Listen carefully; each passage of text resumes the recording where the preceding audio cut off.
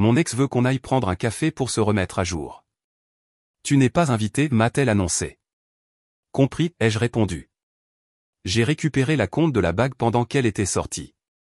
Quand elle est rentrée, j'avais fait mes valises. Alors, c'était comment, le café? Bien. Pourquoi tu es? C'est fini entre nous. Et, les spectateurs, avant de passer à la suite de la vidéo, assurez-vous de vous abonner à la chaîne et de cliquer sur le bouton j'aime si vous voulez voir d'autres histoires de ce genre. Merci. Le soleil de ce samedi matin traçait une ligne vive sur notre parquet, attrapant les fines poussières qui dansaient dans l'air. C'était notre genre de matin, paresseux et calme. L'odeur du café que j'avais préparé flottait dans l'appartement, une odeur familière et réconfortante. Je faisais défiler les actualités sur mon téléphone, les pieds calés sur le pouf, savourant la paix simple et sans complication d'une journée sans programme. Chloé, cependant, s'agitait avec une détermination qui semblait déplacée. Je l'ai observée par-dessus mon écran. Elle était devant le grand miroir à côté de la porte, vêtue non pas de son uniforme habituel du week-end legging et un vieux t-shirt à moi mais d'une robe noire ajustée. Elle s'était maquillée, le genre qui prend du temps, le subtil smokey eye, le crayon à lèvres précis. Ce n'était pas pour un brunch avec ses amis, ce look-là était plus bruyant, plus pailleté. C'était autre chose. Tu es jolie, ai-je dit en posant mon téléphone. De grands projets? Elle ne s'est pas tournée, critiquant plutôt la ligne de sa robe.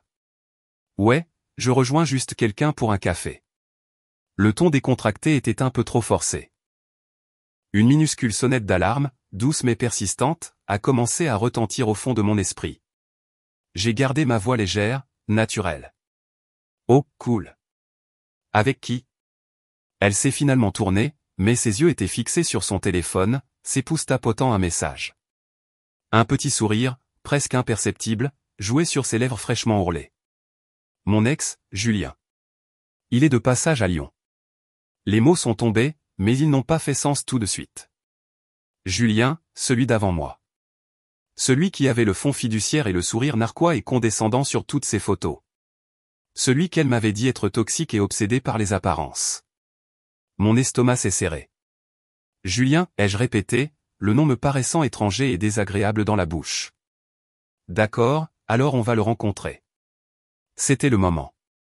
C'était le moment où elle était censée dire « oui », pour 1 heure ou 2. Sois juste cool, d'accord? C'était là où j'aurais râlé, mais où j'aurais accepté, parce que c'est ce que l'on fait. On affiche un front uni. Mais elle n'a rien dit de cela. Elle a levé les yeux de son téléphone et son regard était ferme, dépourvu de toute excuse ou requête. C'était une déclaration, un constat.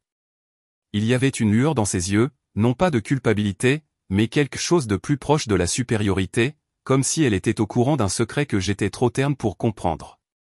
On va juste se remettre à jour, a-t-elle dit, sa voix fraîche et claire. Une pause délibérément tenue pour un impact maximal. Puis le couteau s'est tordu avec une précision décontractée et méprisante. Tu n'es pas invité. L'air a quitté la pièce. L'odeur du café est devenue âcre. Le matin ensoleillé et paisible s'est brisé en 1 million d'éclats brillants et coupants. Tu n'es pas invité. Les mots résonnaient dans le silence de ma tête. Il ne s'agissait pas de café. Il ne s'agissait pas de revoir une ancienne flamme. C'était un jeu de pouvoir. C'était un tracé de lignes délibéré et cruel. Je vais dans un endroit où tu ne peux pas me suivre. Je privilégie une connexion avec mon passé au détriment de mon présent avec toi. Et je t'informe explicitement que tu es exclu. J'ai senti le poids dans la poche avant de mon jean. Le reçu froissé du joaillier. J'avais récupéré la bague sur mesure hier. Le plan était de la surprendre ce soir, de lui cuisiner son plat préféré, de me mettre à genoux, juste ici, dans cette parcelle de soleil. L'acompte avait été colossal, une somme économisée pendant 6 mois. La bague était terminée. Elle m'attendait. Elle était censée être le début de tout. Et elle était en train de me dire que je n'étais pas invité à sa vie. J'ai vu l'avenir dans cet unique battement de cœur. Les disputes, les accusations tu es trop possessif si j'objectais, le ressentiment latent si je ne disais rien, la mort lente et douloureuse de mon amour-propre alors que j'acceptais ce nouveau rôle diminué dans son monde. La sonnette d'alarme dans mon esprit ne sonnait plus. C'était une tonalité claire et résonnante, une tonalité de clarté absolue et inébranlable. Je l'ai regardée, cette femme avec qui j'étais prêt à construire une vie, et j'ai vu une étrangère. L'émotion, la blessure, la colère, la trahison étaient une tempête qui faisait rage en moi, mais j'ai construit un mur de glace autour d'elle. Je n'ai rien laissé transparaître, pas un scintillement. Ma voix, quand elle est sortie, était calme, monocorde. Ce n'était pas une question. Ce n'était pas un plaidoyer. C'était une acceptation des conditions. Compris, ai-je dit. Elle a semblé presque déçue pendant une seconde, comme si elle s'était préparée à une bataille et que je lui avais tendu un drapeau blanc. Elle a donné un léger signe de tête désinvolte, a attrapé son sac et est sortie. Le clic du loquet a été le son le plus fort que j'ai jamais entendu. Je suis resté là, dans l'appartement silencieux et baigné de soleil, le fantôme de son parfum planant dans l'air, et le reçu d'un futur qui n'aurait jamais lieu, me brûlant la poche. Le temps de la confusion était terminé. Le temps de l'action avait commencé. Le mot flottait dans l'air après le clic de la porte. Compris. Ce n'était pas juste un mot. C'était une clé tournant dans une serrure. La serrure de la boîte où je gardais tout mon amour pour elle, tous mes plans, toute ma patience. J'ai tourné cette clé, j'ai scellé la boîte, et la tempête d'émotions en moi, la douleur, la rage aveuglante, le sentiment écœurant de trahison a été instantanément étouffé. Elle était toujours là, un orage grondant, mais elle était maintenant contenue, distante. L'énergie qu'elle générait n'était plus chaotique. Elle s'était transformée en un courant froid et concentré. Je me suis mis en mouvement.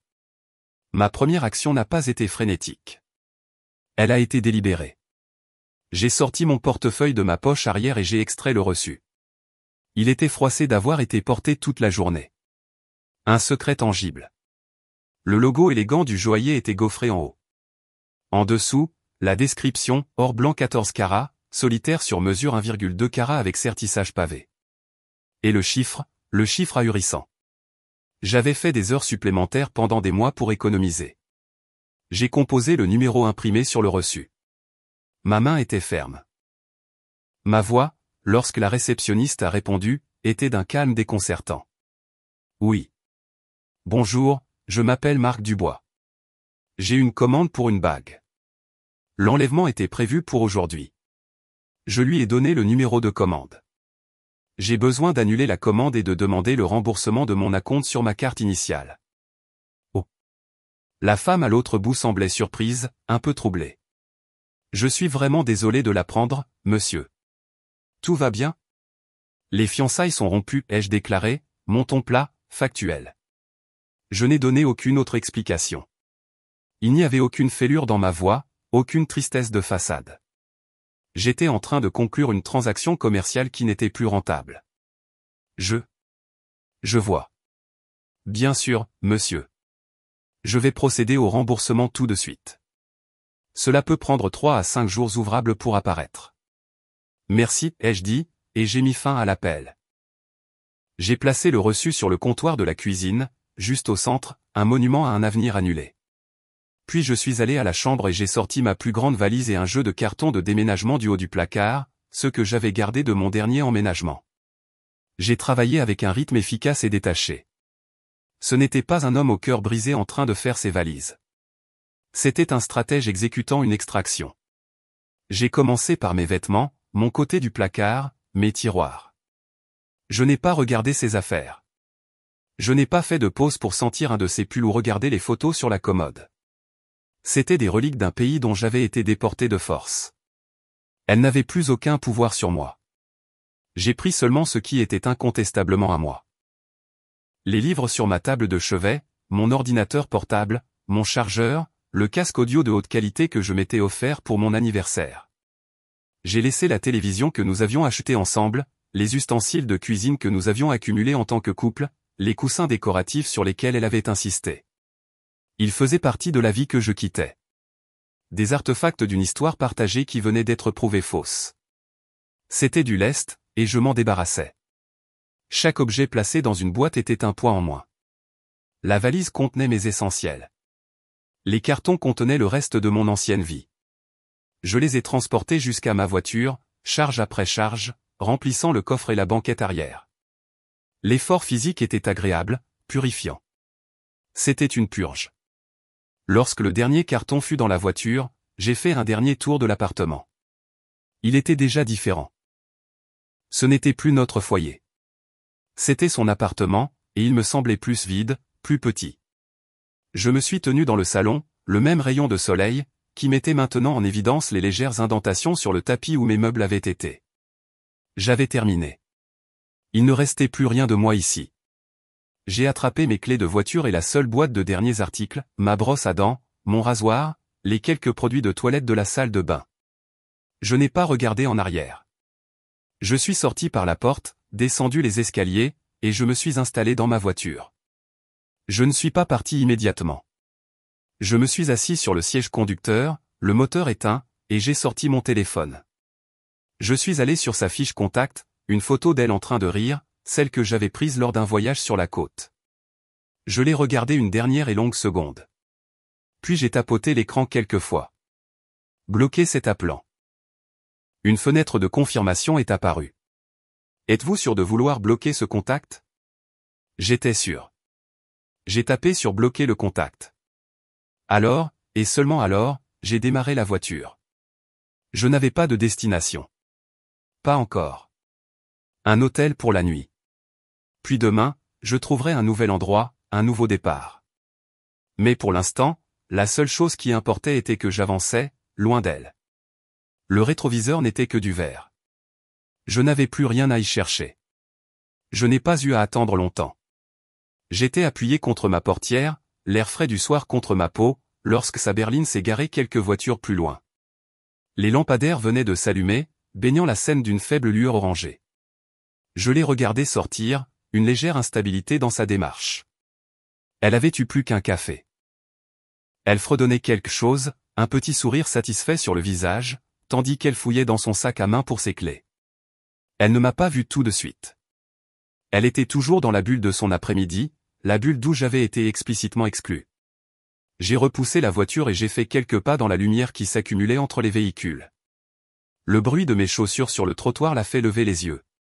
Le sourire s'est évanoui, remplacé par une confusion effarée lorsque ses yeux se sont posés sur moi, puis ont filé vers l'intérieur de ma voiture, visible à travers les vitres, remplies de cartons.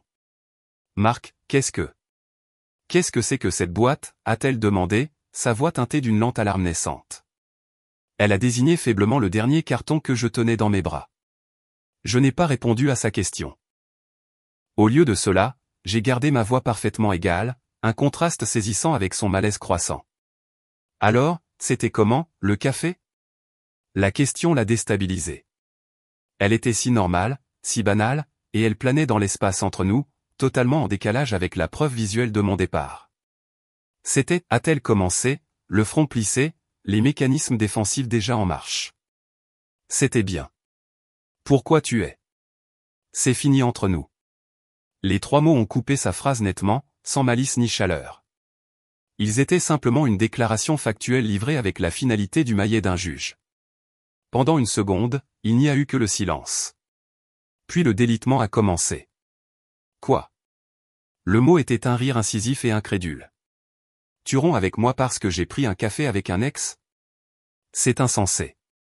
Je suis resté silencieux, mon expression inchangée. Mon calme était un carburant pour son feu. Ce n'était qu'un café, a-t-elle insisté, sa voix montant en pitch. Tu es tellement sensible, tellement possessif. Je t'en ai parlé, non? J'ai été honnête. Tu as été méprisante, les jeux corrigés, mon ton toujours calme. Il y a une différence. Oh mon Dieu, a-t-elle ricané, levant les mains au ciel. Alors, j'ai mal formulé. Tu vas vraiment jeter notre avenir, nos fiançailles, pour une phrase mal formulée. La mention des fiançailles était mon signal. Je n'ai pas eu besoin de dire un mot. J'ai juste posé mon regard sur elle, laissant le silence et la voiture pleine parler pour moi.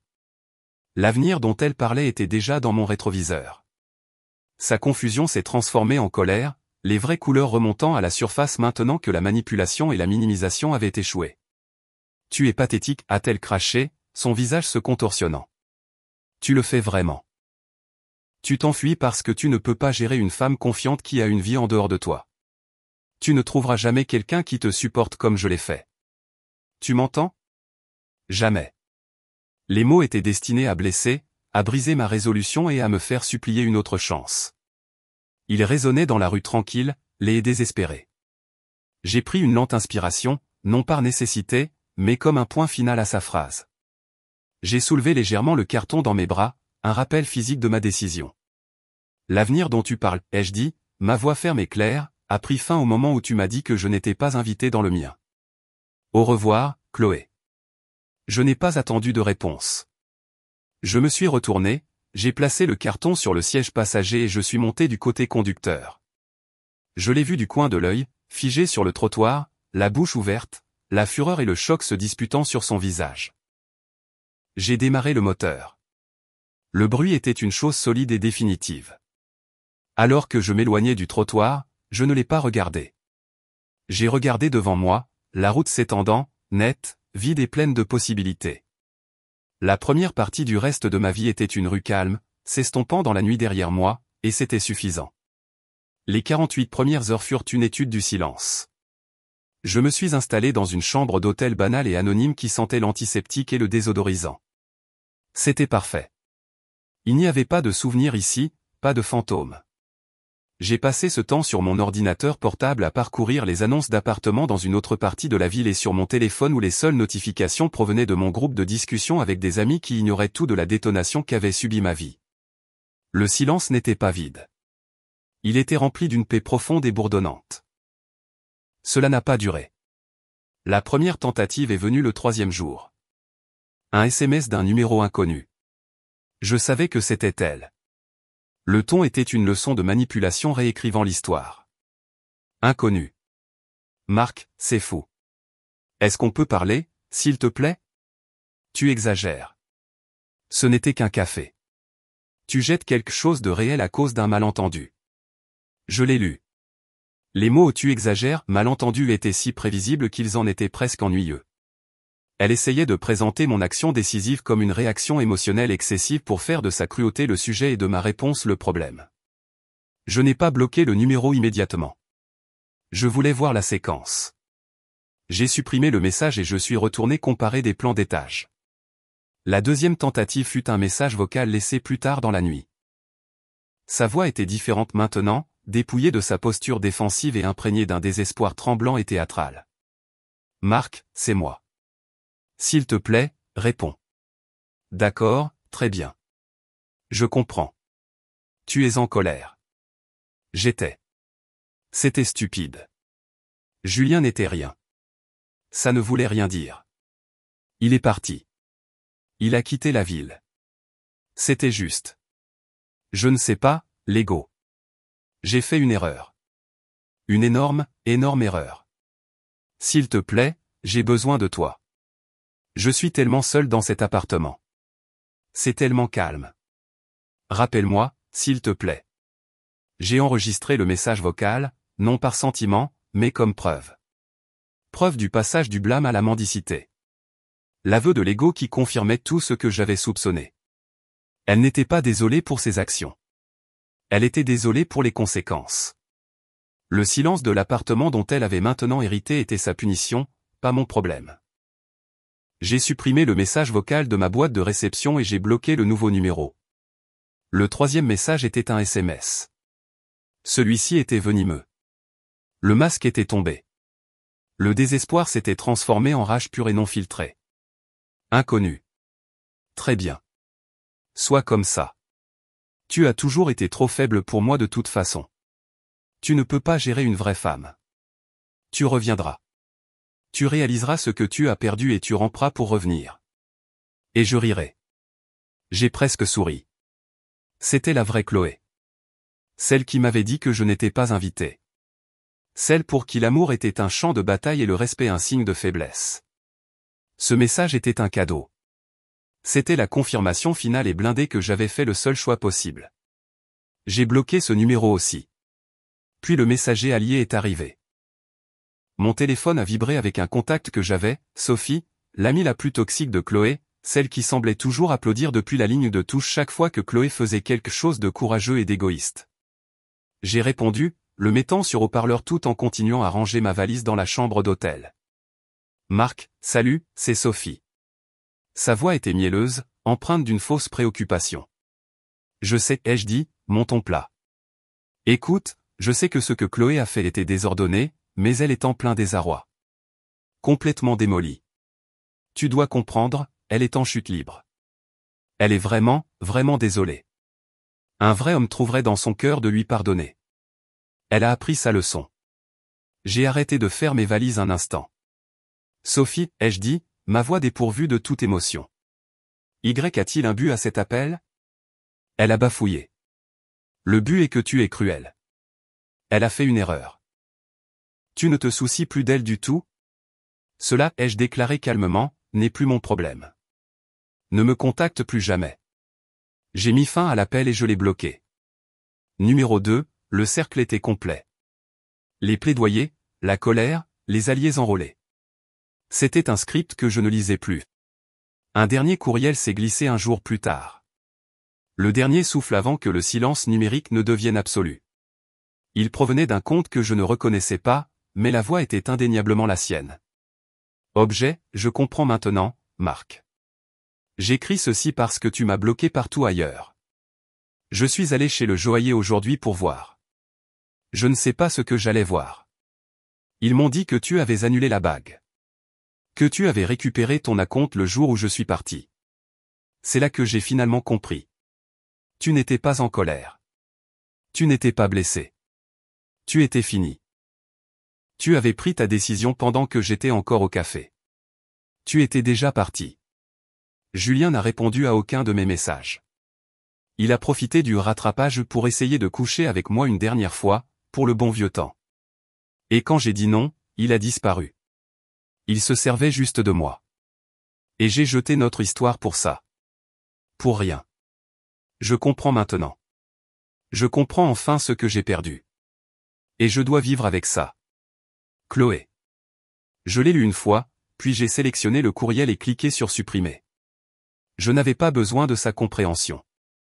Je n'avais pas besoin de sa conclusion. Sa dégringolade n'était pas mon fardeau à porter. Le karma n'était pas dramatique. Il était calme et total.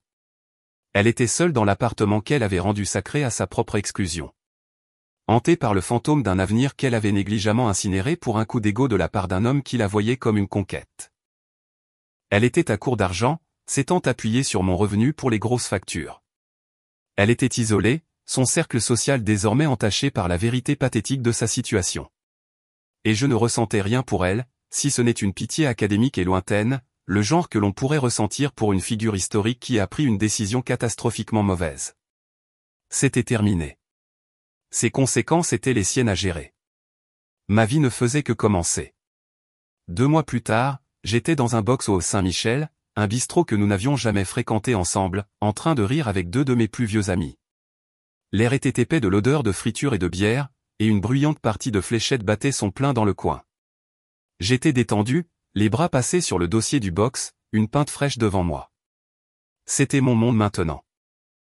Il était plus bruyant, plus désordonné et infiniment plus honnête. Je l'ai vue au moment où elle est entrée. Chloé. Elle était avec Sophie, blottie près de la porte comme si elle se préparait contre un vent froid. Elle semblait mince, et la robe qu'elle portait était une que je reconnaissais d'une époque plus heureuse. Elle pendait maintenant un peu trop lâchement sur elle.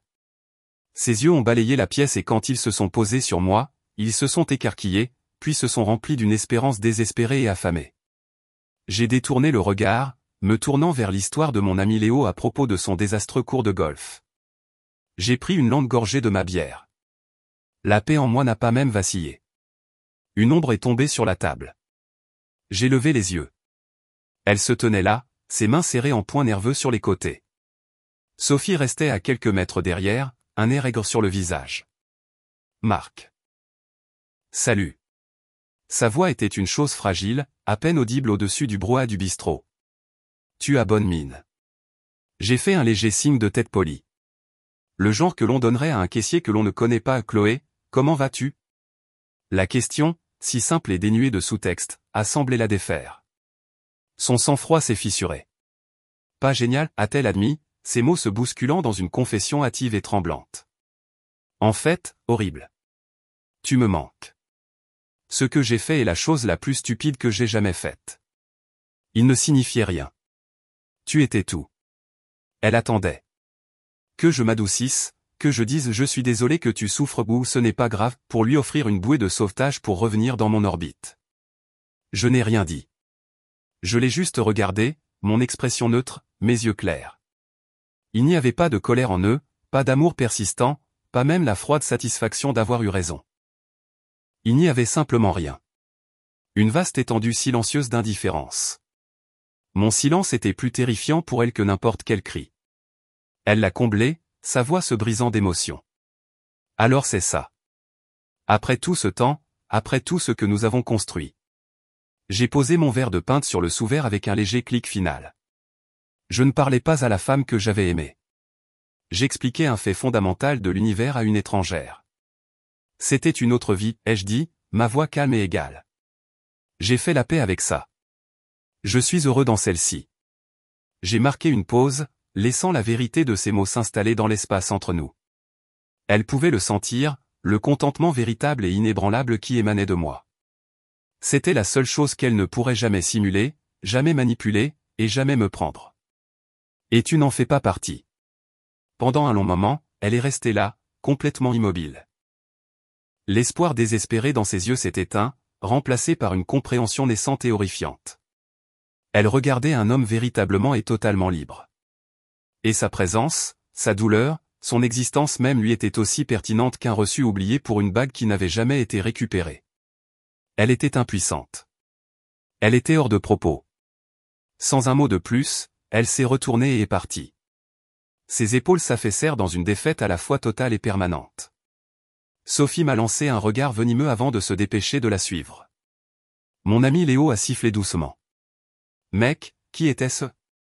J'ai repris ma bière, le plus léger sourire sincère touchant mes lèvres tandis que je me tournais vers mes amis. Personne, ai-je dit, et je le pensais. Absolument personne. La conversation a repris. La partie de fléchette est devenue plus bruyante. La nuit a continué. J'étais déjà là, présent et vivant dans ma nouvelle vie. Une vie qu'elle m'avait involontairement donné le courage de revendiquer. Et elle était meilleure que tout ce que j'avais laissé derrière moi. Merci d'avoir regardé.